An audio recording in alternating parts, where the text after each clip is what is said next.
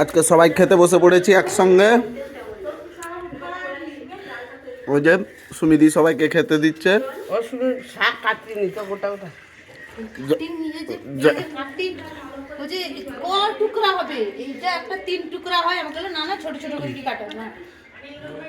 মা আমার ঘরে না ঝোল আনিনি। হ্যাঁ আমি বলছি এর ঘরে যা তরকারি দিবে আমার ঝোল রেখে দিই, রাতে খাবো। তুমি খাও নাকি ঝোল?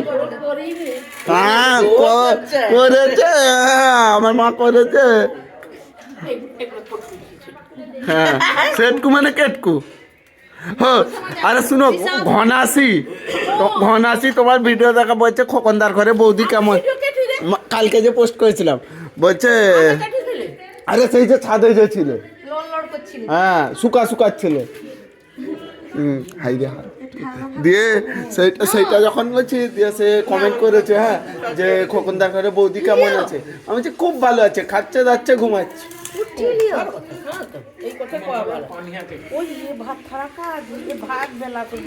আমি এনেছি।